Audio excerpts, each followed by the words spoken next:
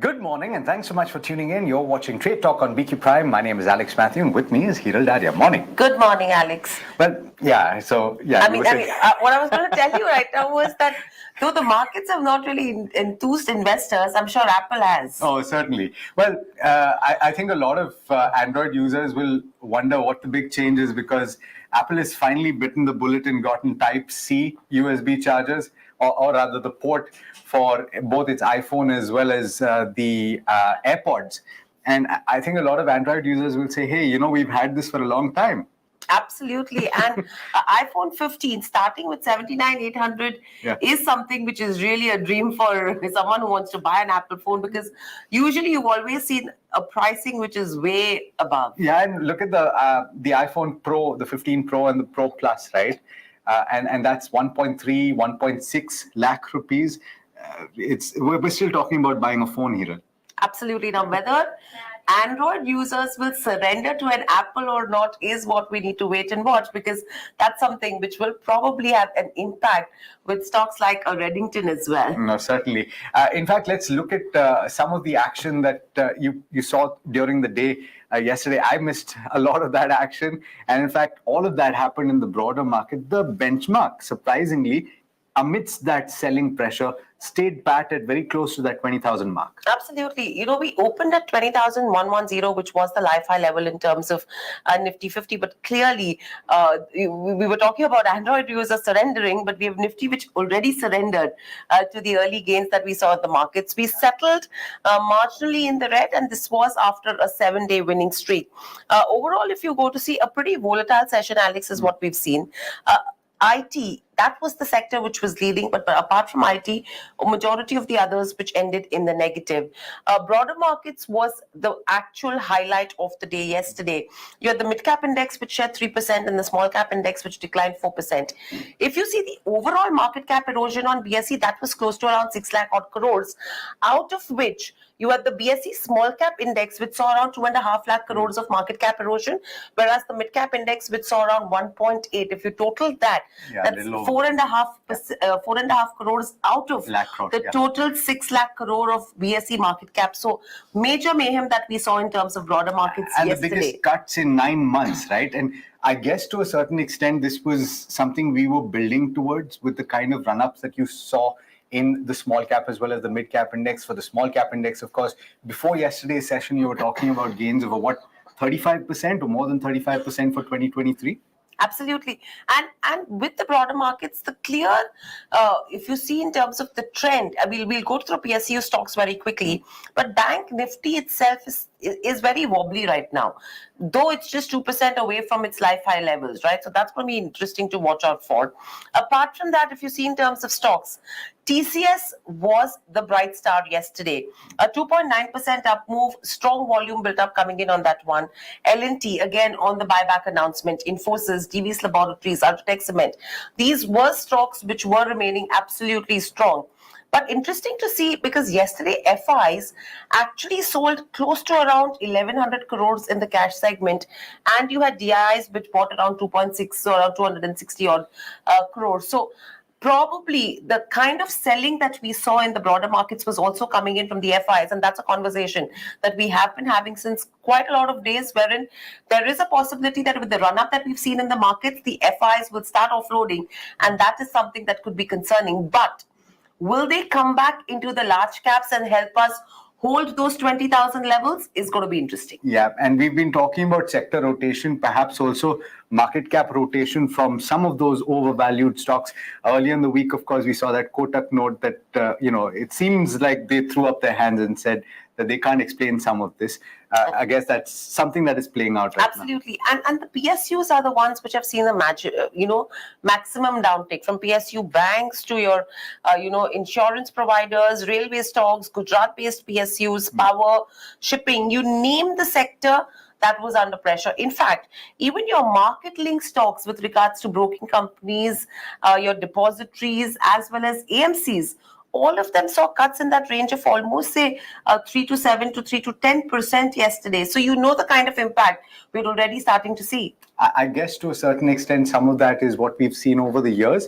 But I think our retail audience and retail investors have surprised repeatedly over the last 3 years. Every time that there is a substantial correction, they've used it as buying opportunities. Of course, that needs to be based on strong research and advice. And we have quite a few conversations lined up over the day to help you do just that. But let's turn attention to the F&O cues that we've got and the direction that the markets are taking. Perhaps we can get an inkling from that data. Agam is standing by to give you some perspective on that. Agam, good morning. Good morning. What are you picking up?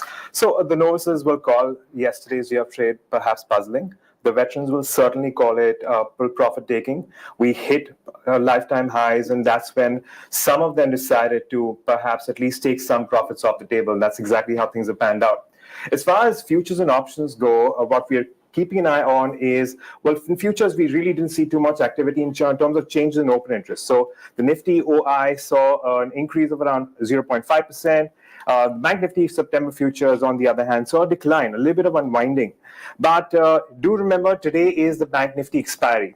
Hiral was alluding to the fact that the Bank Nifty is looking a little wobbly. What's really interesting is that on the day of expiry, we're actually looking at a 2,000 point range for the Nifty, which means that a lot of traders at this moment are very, well, I would say reluctant to take cues closer to the current market levels.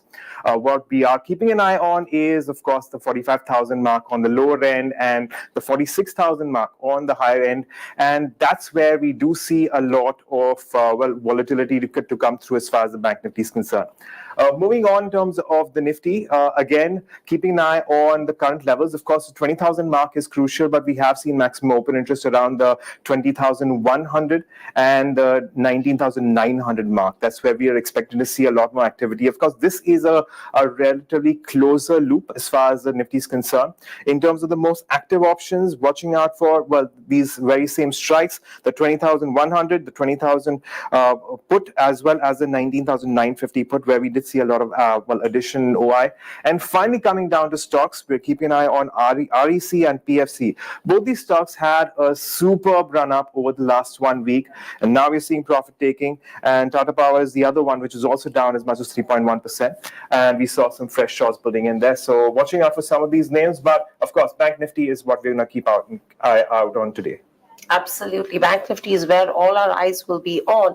And the levels that Agam has been mentioning as well, absolutely crucial to watch out for, because it's going to be interesting to see where the journey is from here on. Thanks, Agam, for getting us the details. But moving on the macro front, Alex, we did have the IIP and the CPI data, which did come in.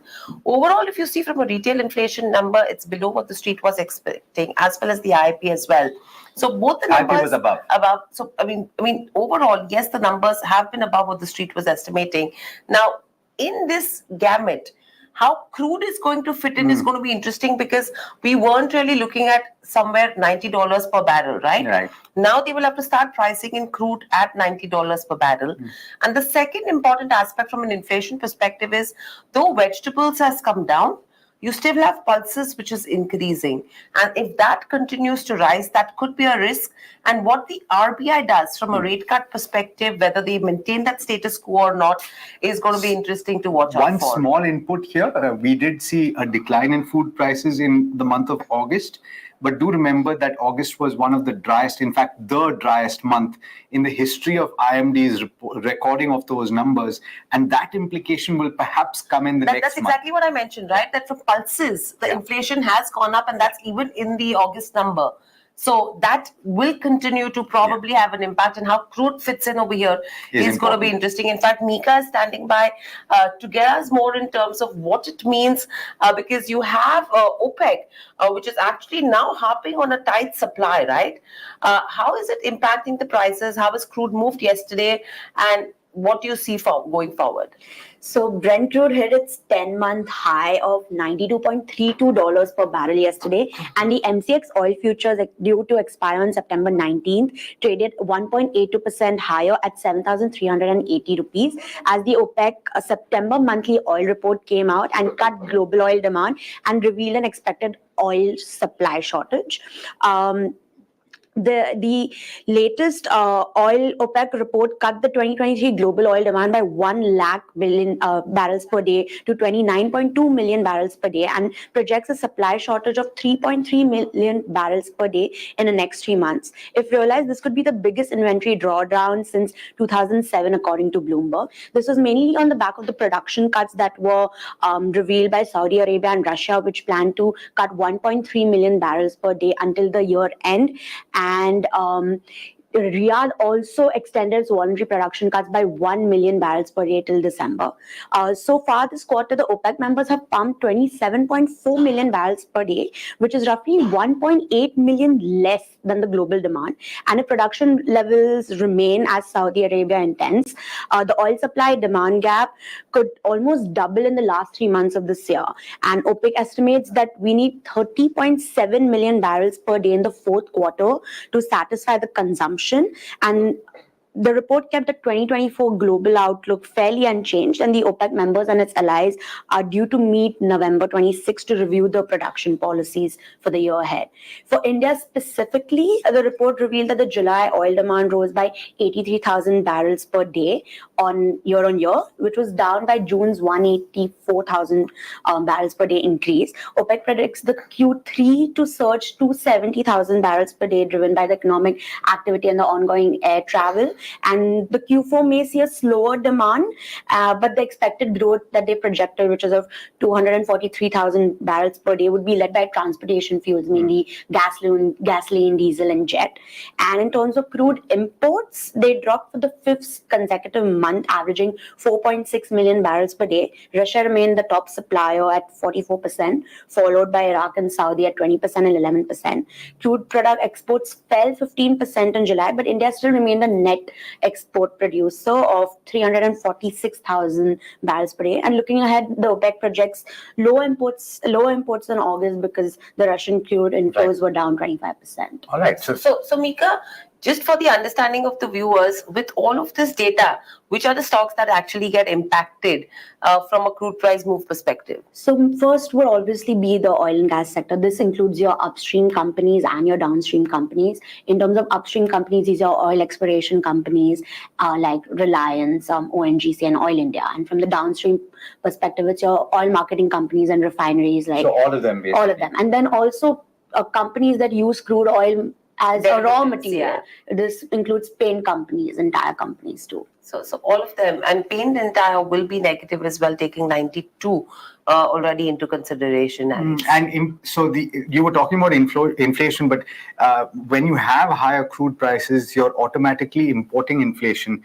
And so what you were saying makes a lot of sense, right? To watch that crude number very closely. Thank you so much, Mika, for bringing us that perspective. Now, another sector that depends on rainfall, or not sector, I mean a stock that or company that depends on rainfall is Mahindra and Mahindra, to the extent that its rural sales of utility vehicles as well as tractor sales get impacted by agricultural production. Now, it's interesting because amidst this conversation about a deficient monsoon or slightly below normal monsoon, you have HSBC that has come out with a note that has not just retained its buy on M&M, but raised its target price to imply an upside of 16% from this point. And this is a stock that has gained over 20% in the year to date. But what's interesting is that it might see a positive move today, because yesterday we did see stocks like M&M, Tata Motors really react negatively on the back of that one statement that Honorable Minister Nitin Gadkari made with regards to where GST on diesel engines is concerned. He categorically came out and said that a 10% GST on diesel engines is what could be considered. And after the kind of fall that we saw, there was a retracement of that statement saying that there's no proposal in the offing yet. So that was something which really hammered auto counters yesterday. Now, because of which I think the way it moves from here on is going to be interesting. But that's also interesting from the perspective of the mix between diesel and petrol. After the change in the emission norms and us moving to BS6, a lot of auto companies are actually letting go of their diesel models. That's in the passenger vehicles, right? Right. The CV portfolio right. gets impacted, Fair enough. But at least in the PV space or in the utility vehicle space that is directed towards retail customers, this is not likely to have such a large impact because even M&M is moving towards petrol. But let's see how that pans out. In the meanwhile, let's get a sense of what HSBC is saying in its note. Saloni is standing by to give us some details on that. Saloni, morning. What are you picking up? So as you said, HSBC is maintaining its buy rating on Mahindra & Mahindra, and it has increased the target price from 1,700 to 1,800, which is on the back of a moderate growth and attractive risk to reward ratio. So the company's tractor business has surprised everyone so far this year. However, the underlying monsoon trends are not very encouraging.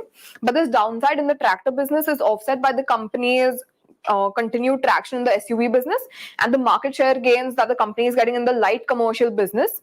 Good crop sowing is also supporting the near-term tractor demand, although the monsoon deficit and low reservoir levels will impact the demand for FY25. So the brokerage's demand check is suggesting that there will be strong demand during the festive seasons as the farmers' propensity to spend remains high on the back of strong production over the last 4 years during monsoons. As the company's SUV production is now also at par with its order intake run rate, it should keep the waiting period within manageable levels and it should minimize cancellations. And outside of SUVs, the light commercial vehicles industry growth has also slowed, but the company's position has further consolidated with the long-term positive of market share gains. Okay. And this is interesting because though we are talking of an impact of monsoon coming in, M&M is now, brokerages are now betting big on how the SUV demand will actually counter, really take away that impact of the monsoon, specifically from a tractor business perspective. Right? I started tracking auto back in 2011, and you also tracked the sector. We've had several years over that period where either tractors have done well because of an awesome monsoon, or the utility vehicle sector has stepped in whenever there's a change in norms and the move towards SUVs for the passenger vehicle audience, that one of their businesses is doing well. That 40% contribution to earnings for the tractor business is interesting to watch out for, because in the tractor business, generally you will see that the margins are higher than the other business. Absolutely. And with regards to SUV as well, thanks for getting us the details, Saloni. With regards to SUVs, they have increased capacity as well, and they are on the verge of increasing it further. So to meet the demand, they know where exactly, because the waiting periods for M&M is little over a year and a half, too, and that's something which is really, a long time, right? So the moment that increases, that is going to go well for M&M. But moving on, a lot of railway stocks that continue to remain in focus yesterday, majority of them did see profit booking. But let's see if today's news actually is the one to enthuse them as well. Varsha standing by to get us more in terms of what's in focus. So the first two companies that we are going to talk about are from railway sector. So the first is RITES. Now the company has signed an MOU with Angola-based railway company CFM for cooperation in the development of railway and related infrastructure. Now as part of MOU, RITES and CFM will collaborate in areas such as supply of rolling stock, railway infrastructure projects, repairing of rolling stock, IT services, and much more. This MOU highlights companies' efforts under the strategic initiative RITES Videsh. Then next we have IRCTC, where the company has signed an MOU with NBCC Services for planning, designing, and execution of interior works for its upcoming space in Delhi, and the cost of projects is around 31 crore. Then we have KEC International, where company has won new orders of almost 1,000 crores now across its various businesses in civil, transmission and distribution and cable segments. Now the civil business bags order in the data center and FMCG segments, where company will build a data center in Western India and set up manufacturing facility for a global FMCG major in Southern India. Whereas company has secured orders for 765 kilovolts transmission lines in India from an existing private client. Now, with all the above orders, year-to-date order intake stands over 6,500 crores, implying a growth of 11% over last year. Then lastly, we have Vakrangi, where the company will acquire 8.8% an equity stake in Vortex Engineering from International Finance Corporation. Now, this is in addition to the earlier acquisition of 48.5% from Avishkar Capital.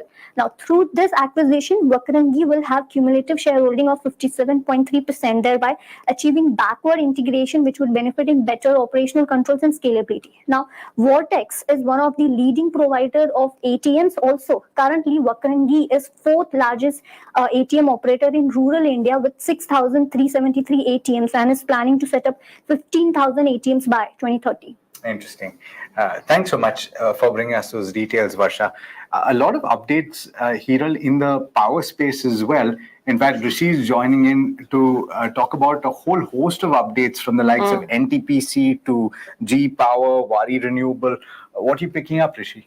So firstly, there's NTPC, which has completed the trial operation for the unit 1 of an 800 megawatt capacity that is in Telangana. It is a super thermal power project is what they're terming it as. Now with this, the installed capacity, and they've also, because this trial operation was successful, they have added this to their installed capacity. And for the overall NTPC group, it has increased to 73,800 megawatts.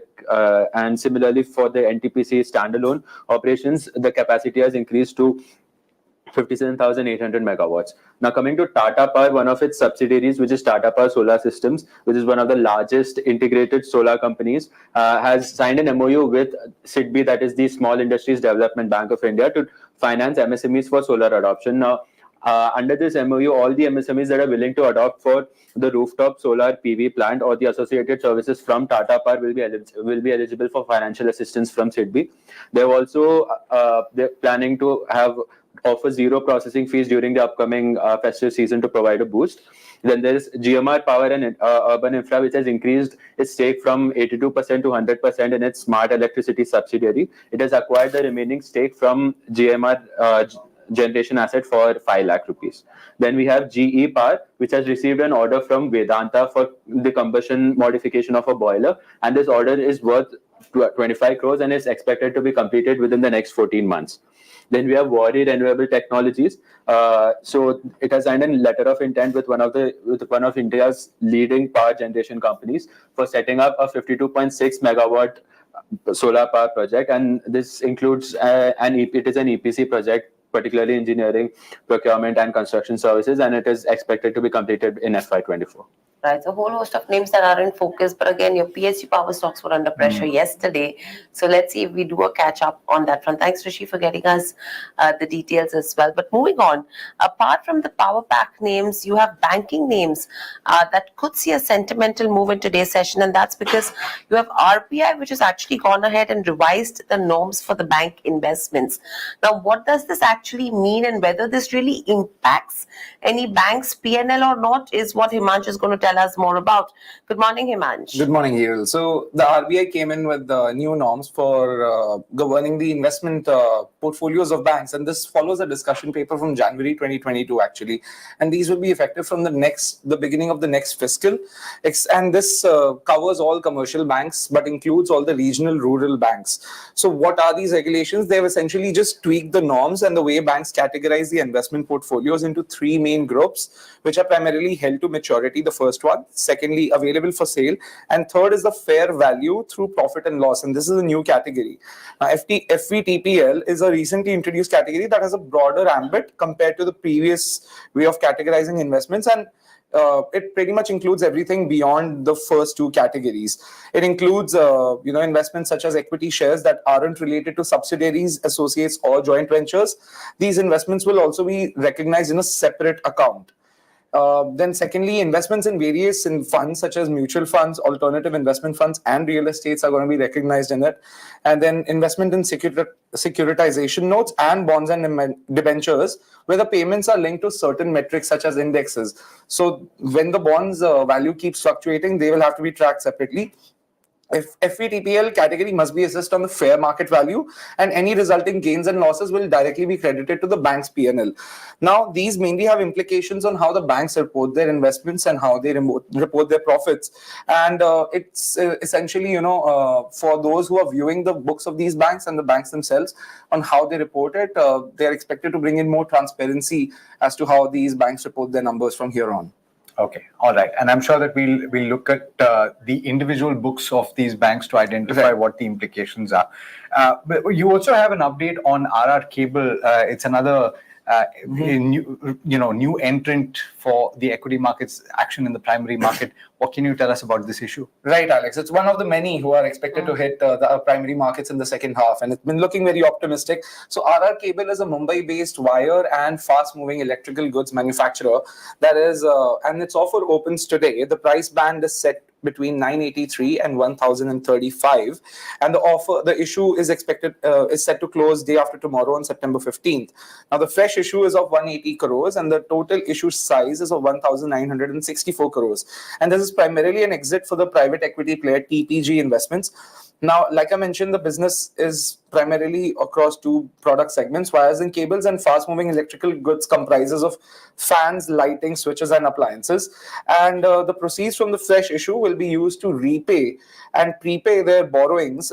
And they've allocated about 136 crores. Their total debt, as of the last quarter gone by, stands at 403 crores. Now, the post-offer shareholding pattern will see some diluting of about 4% in the promoter shareholding. And the company is valued at over 11,000 crores. Now, mainly what's looking good for this company is that RR Cables can get on the bandwagon of the EV push, as well as the data centers that are coming up, as well as the boom that you're seeing in the housing and the commercial, project real estate market per se. And it has strong presence in the West and North, and 27% of its revenue comes from overseas exports. And lastly, a couple of pointers for the viewers to note that the company incurred losses in their fast-moving electrical goods business for the previous three fiscals, and the company also derives its revenue mainly from the manufacture and supply of cables, which account for almost 80 to 90% of its revenue. So it's also very vulnerable to price shocks in these metals, specifically aluminum and copper.